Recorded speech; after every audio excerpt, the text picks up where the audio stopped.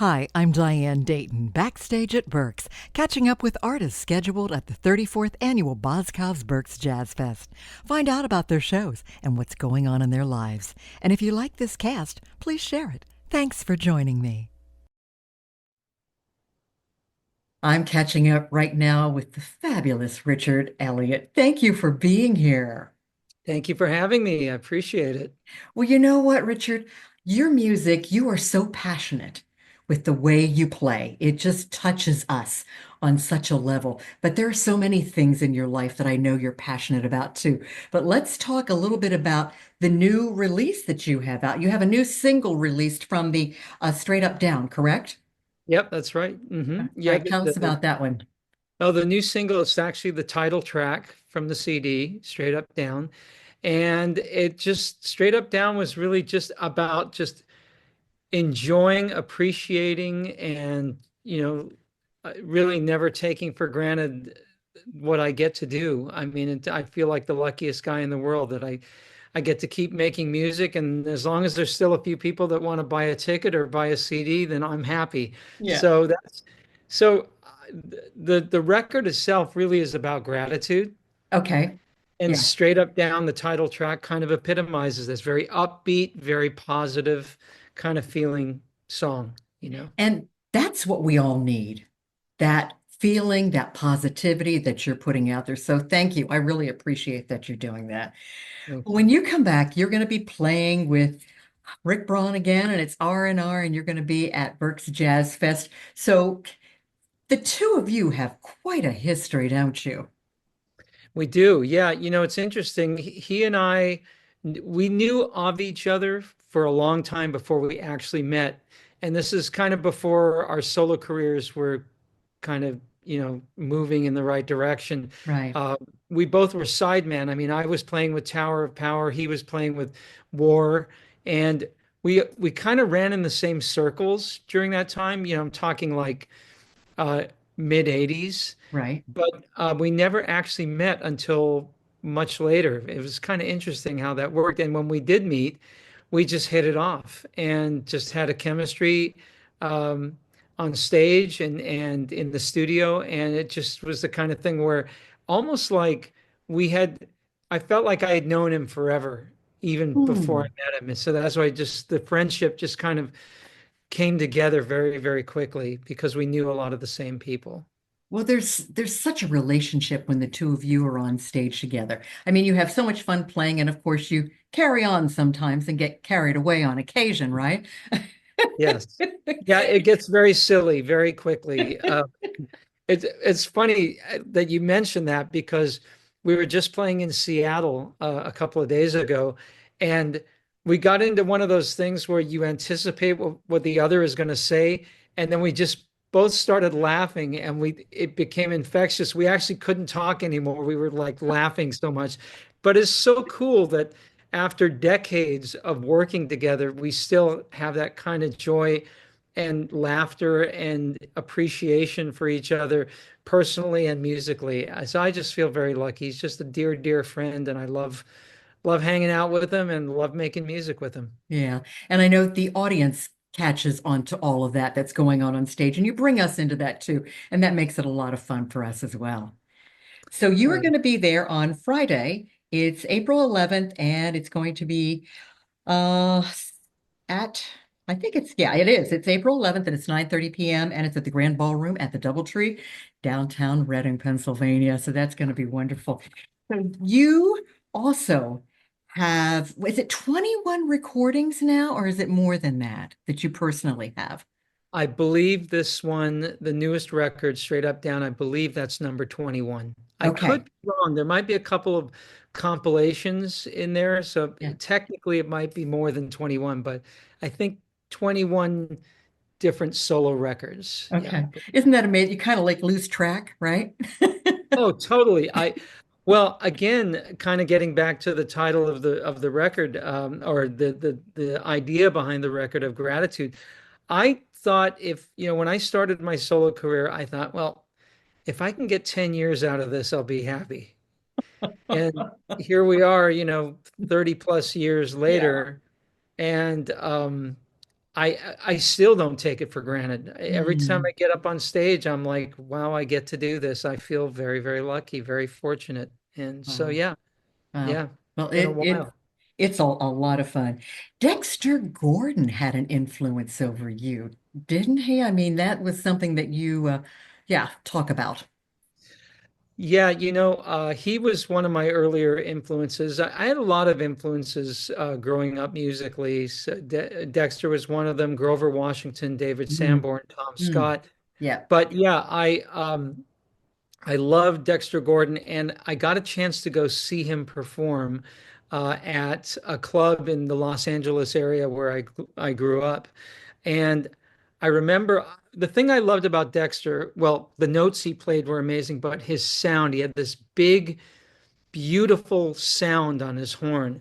And um, I always wanted to try and get a sound like that. So, anyways, I got a chance to go see him perform. I think I was 17 maybe, and went into the club, sat down, and out came this huge man, this just, I mean, he was very tall, and out came this huge, larger than life man, and he had this really deep voice, and he got on the horn and he just started playing. I said, "Oh, forget it, I'm done for.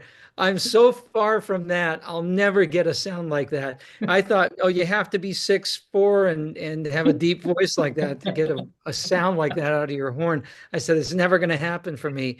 But I kept trying and kept trying to cultivate my sound, and a lot of it came from him as an influence. Yeah, yeah. Well, one of the other things you do too, you're a pilot.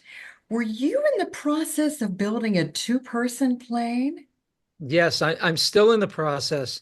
My Okay. wife keeps asking me, when am I going to get that finished?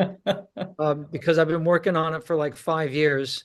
But yeah, I'm attempting to build a two-seat airplane. Okay. All right. Well, then we'll have to check in with you in a couple years and see how you're Yes. doing with that. You and your wife also have a foundation, don't you? We do, yeah. We have a charitable foundation. We give to quite a few different causes and raise funds for those causes. Um, all of the organizations that we tend to support are all for children. Mm, There's hmm. children's health, children's medicine, uh, uh, underprivileged, economically challenged, but it's all about development of kids and making sure that kids have the right resources, that all Yeah. kids have the right resources to have a healthy, happy life. Yeah, that's wonderful. Well, I know your family is so important to you too. How many kids do you have, Richard? We have 5 kids. 5 kids. Okay. What are Yeah, their well, ages? not so kids, they're all grown now, but What they're are their still ages kids. now? Well, our oldest is 35, Mhm. then 31, 26, 25, and 20. Okay, that was a test to see if you could remember it all. Yeah, I know. I kind of had to work at it there a little bit. Oh, that's good. Yeah. I think you also dedicate a song on each of your albums to your wife. Is that correct? Oh, absolutely. She's my number one inspiration. Yeah. The reason I am who I am, and I would definitely be remiss if I didn't give her the appropriate credit that she's due. She's awesome, Yeah. and again, she's my ultimate inspiration. Absolutely. Well, I'll tell you what, Richard, when you are out there performing, you have such a sensitivity and the passion that you feel and you put out there with your playing is palatable. It's just so real. What's going on when you're playing? What are you thinking? What are you feeling? Well, I always felt, and someone must have said something to me along the way, someone that I respected or a mentor or something, but I always try to be as sincere as possible when I Mm, play. Um, and that means sometimes digging deep, and it's not always the most comfortable thing. And I think that's okay, because in a sense, you're sort of being vulnerable. Um, but I always believe in being as honest and sincere as I can be in the performance. So not playing something because I'm going through the motions or because I think, oh, if I play this lick or I play fast like this or jump around like this, then it'll evoke this kind of a reaction from the audience. But simply to just be 100% as honest as you can be about what you're playing, how you play it. Um, and even when it comes to affectations or jumping around and having a great time, that you're really feeling that it's Right. honest. Yeah. And that's what I try to do. As to whether I pull it off or not, that's really up to the audience. But for me, it's definitely what I try to do is be as honest and sincere a musician as I can be. Well, I know that's what I feel when I see and I hear you. I really do. You Thank really you. just pull us in. Richard, is there something that we don't know about you that you would like to share that you think we should know, perhaps? You can take that anywhere you want. Well, you're a foodie too, right? Oh, totally. Yeah. Major foodie. Although I've actually changed my diet. I actually became a vegetarian a couple of years ago. Okay. Uh, and so it's made it a little more challenging, but yes, I love food. My wife also loves food. So we're a bad influence on each other, or a good influence, depending on how you look Right. at Well, it. anyway, you're in it together, so Yeah, so maybe that's the thing. I know don't really talk about my eating habits much, so there's something that maybe people don't know. okay, that's great. Well, once again, we are so glad that you're coming back to Berks Jazz Fest again, along with Rick Braun and R&R. And there's something about Berks Jazz Fest too, isn't it? About the family feeling and the camaraderie between the artists with each other as well as with the people that attend, right, Richard? Absolutely. It's a great event on multiple levels. One is I get a chance to see and hear artists that I am a huge fan of and friends with, but never really get the chance to really sit and check them out. So I get to do that, try to at least catch one show when I come out. Yeah. And the fans are amazing and you really feel like that people are listening to what you're doing. They're sincere fans of the music, and it's a privilege. It's a total just blessing to be able to come to an amazing event, and it's got such a legacy, and it's been there for so long, and it's such a mainstay.